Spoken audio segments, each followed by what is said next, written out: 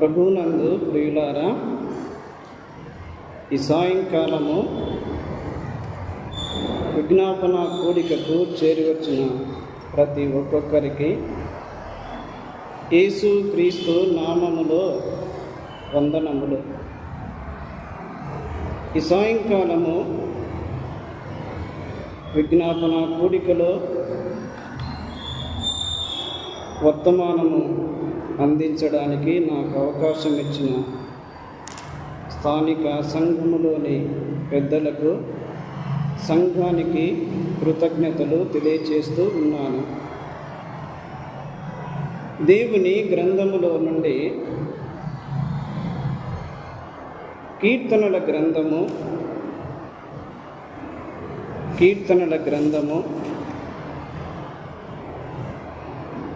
57వ కీర్తన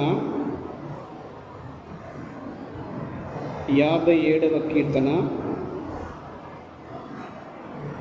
మొదటి 2 చరణాలు మనం చదువుకుందాం. నన్ను కరుణింపుము దేవా, నన్ను కరుణింపుము, నేను నీ శరణుజొచ్చి ఉన్నాను. ఈ ఆపదలు తొలగిపో వరకు నీ రెక్కల నీడను శరణుజొచ్చి ఉన్నాను. మహోన్నతుడైన దేవునికి నా కార్యము సఫలము చేయు దేవునికి నేను మొరపెట్టుచున్నాను. చిన్న మాట ప్రార్థన చేసుకుందాం. కృప కనికరములు గల మా తండ్రి, స్తోత్రములు చెల్లిస్తూ ఉన్నాం. ఈ సాయంకాలము మీ సన్నిధిలో మీకు మొరపెట్టుకోవడానికి చేరి వచ్చి ఉండగా మీ వాక్యము ద్వారా మమ్మను బలపరచుమని యేసు క్రీస్తు నామమున స్తోత్రములు చెల్లించి వేడుకొనుచున్నాను తండ్రి, ఆమెన్. ప్రభువునందు ప్రియులారా, 57వ కీర్తన దావీదు రచించిన కీర్తన. ఈ కీర్తన గుహలో దావీదు సౌలు యుద్ధ నుండి పారిపోయినప్పుడు రచించిన కీర్తన. ఈ కీర్తనలో మనము చదువుకున్న 2 వచనాలలో 2 మాటలు మనం గమనించగలము. 2 మాటలు మనం గమనించగలము. ఒకటి, దావీదు ఏమి చేయుచున్నాడు. రెండవది, దావీదు ఎవరికి మొరపెట్టుచున్నాడు. దావీదు ఏమి చేయుచున్నాడు. రెండవది, దావీదు ఎవరికి మొరపెట్టుచున్నాడు. ఒకటి, దావీదు ఏమి చేయుచున్నాడు అంటే, ఈ కీర్తనలో ప్రారంభములోనే దావీదు ఏమంటున్నాడు? ఈ ఆపదలు తొలగిపో వరకు.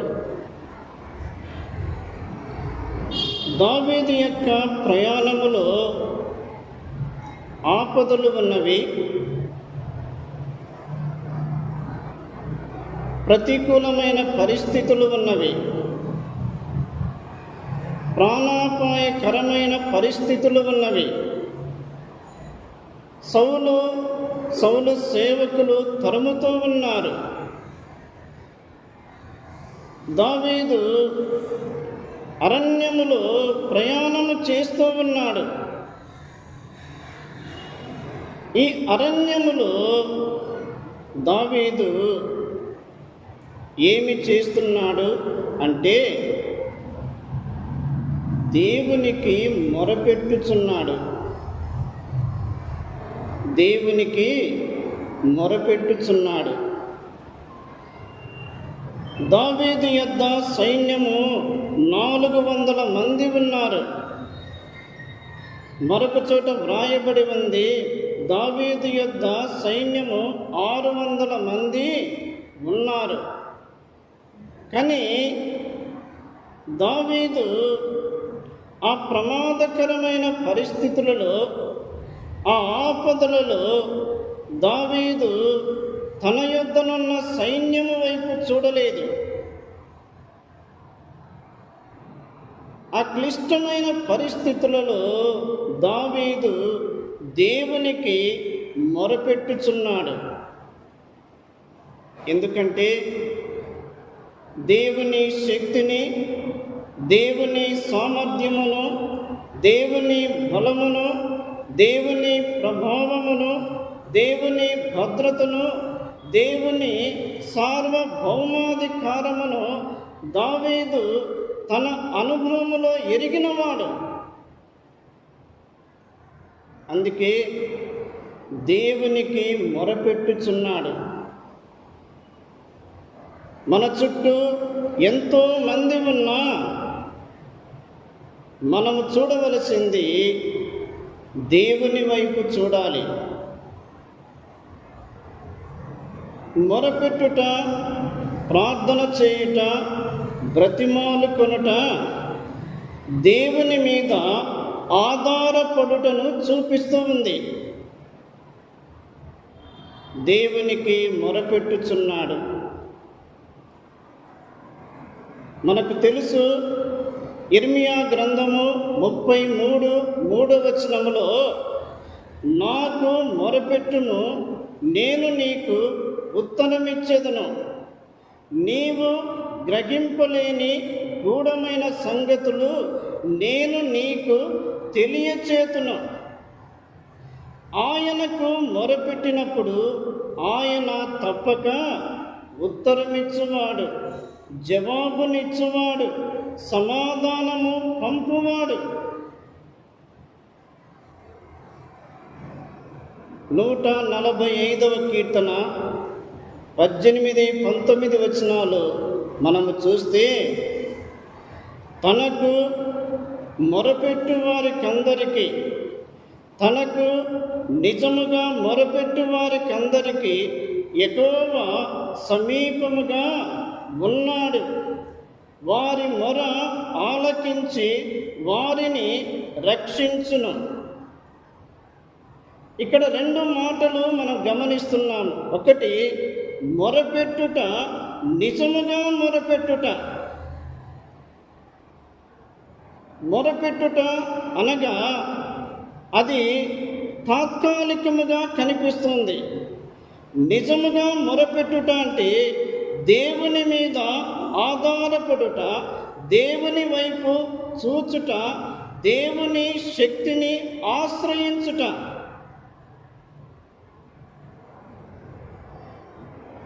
లూకా సువార్త 18వ అధ్యాయములో అక్కడ ఒక మాట మనం చూస్తున్నాం. లూకా సువార్త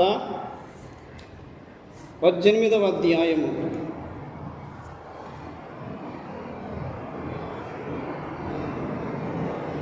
7వ వచనములో, దేవుడు తాను ఏర్పరచుకొనిన వారు దివారాత్రులు తన్ను గూర్చి మొరపెట్టుచుండగా వారికి న్యాయము తీర్చడా? ఆయన వారికి న్యాయము తీర్చును. దేవునికి మొరపెట్టు వారికి, దివారాత్రులు మొరపెట్టు వారికి ఆయన తప్పక న్యాయము తీర్చును.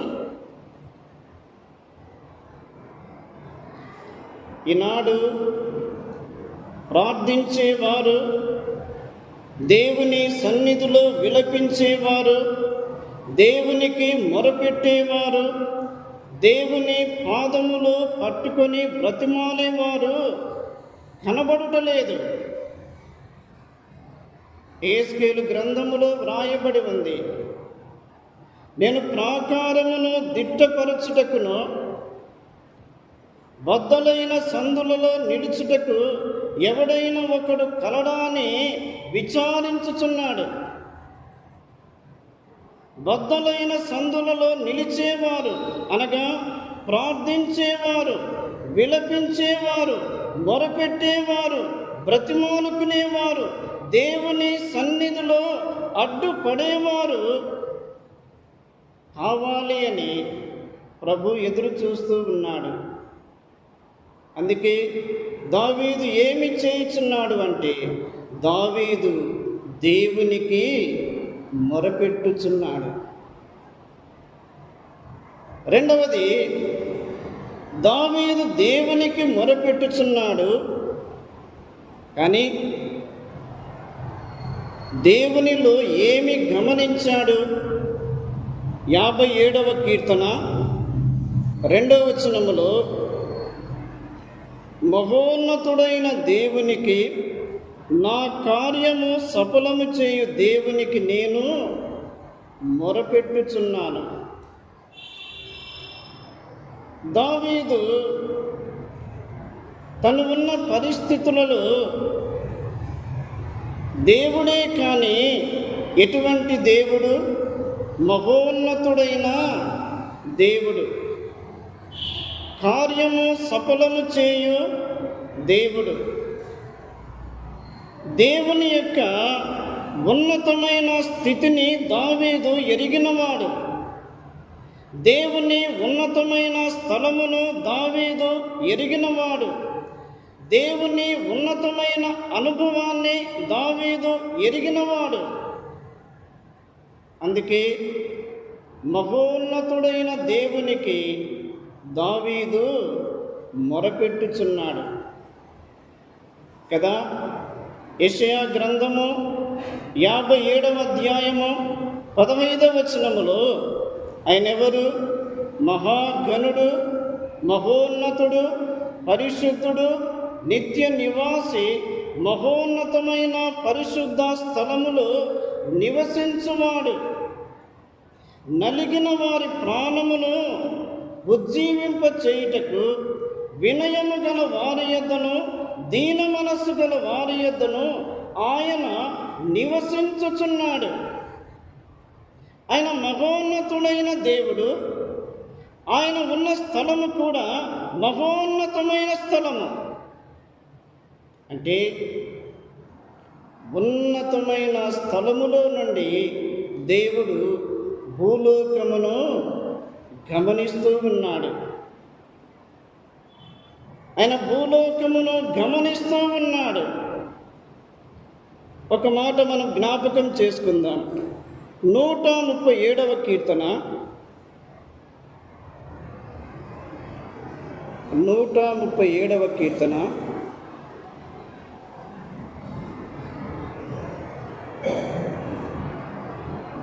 6వ వచనం చూడండి. యెహోవా మహోన్నతుడైనను, ఆయన దీనులను లక్ష్యపెట్టును, ఆయన దూరము నుండి గర్విష్ఠులను బాగుగా ఎరుగును. ఆయన మహోన్నతుడు, మహోన్నతమైన స్థలములో నివసించుచున్నవాడు. ఆయన దీనులను లక్ష్యపెట్టువాడు.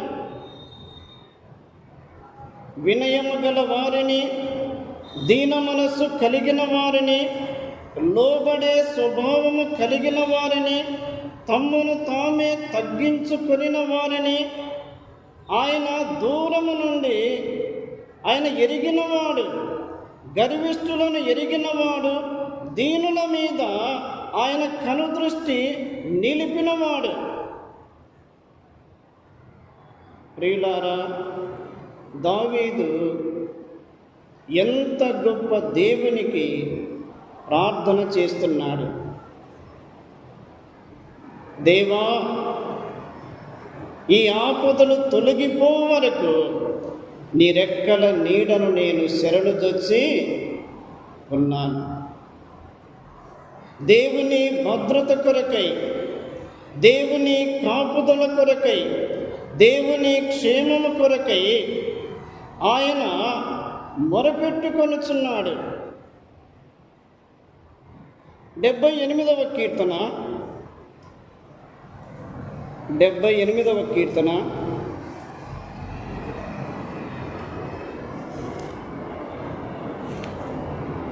35వ వచనములో 78వ కీర్తన 35వ వచనములో దేవుడు తమకు ఆశ్రయ దుర్గమనియు మహోన్నతుడైన దేవుడు తమకు విమోచకుడనియు వారు జ్ఞాపకము చేసుకొనిరి. మహోన్నతుడైన దేవుడు ఆయన ఎలాగున్నాడు అంటే ఆయన ఆశ్రయ దుర్గముగా ఉన్నాడు. ద్వితీయోపదేశ కాండము 32వ అధ్యాయము, ద్వితీయోపదేశ కాండము 32వ అధ్యాయము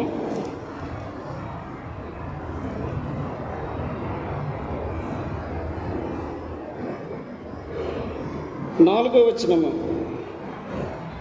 ఆయన ఆశ్రయ దుర్గముగా ఉన్నాడు, ఆయన కార్యము సంపూర్ణము, ఆయన చర్యలన్నీ న్యాయములు, ఆయన నిర్దోషి అయి నమ్ముకొనదగిన దేవుడు, ఆయన నీతిపరుడు, యథార్థవంతుడు.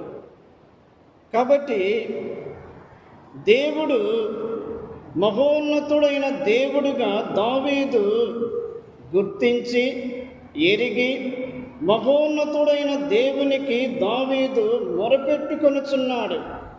ఆ దేవుడే ఆశ్రయ దుర్గముగా ఉన్నాడు, ఆ దేవుడే విమోచకుడుగా ఉన్నాడు, ఆ దేవుడే పరిశుద్ధమైన స్థలములో ఉన్నాడు. కాబట్టి దావీదు వలె మనము దేవుని సన్నిధికి చేరివచ్చి ఉండగా ఆయన సంపూర్ణముగా తన్ను తాను ఖాళీ చేసుకొని దేవుని చెంతకు చేరి ఉన్నాడు, దేవుని మీద ఆధారపడినాడు. నీవే నాకు దిక్కు, నేను నీ రెక్కల నీడను శరణుజొచ్చి ఉన్నాను, ఈ ఆపదలు తొలగిపో వరకు నన్ను కాపాడుము. నా కార్యము సఫలము చేయు దేవునికి నేను మొరపెట్టుకొనుచున్నాను. కాబట్టి ఈ సాయంకాలము మనము ఆయన సన్నిధికి చేరివచ్చి ఉండగా మనము కూడా మహోన్నతుడైన దేవునికి, సర్వశక్తిమంతుడైన దేవునికి, సమస్తమును సాధ్యపరిచే దేవునికి మనం మొరపెట్టుటకు చేరివచ్చి ఉండగా ఆయన మన ప్రార్థనలకు జవాబునిచ్చి బలపరిచే దేవుడు. దేవుడు ఈ తలంపులు దీవించునుగాక.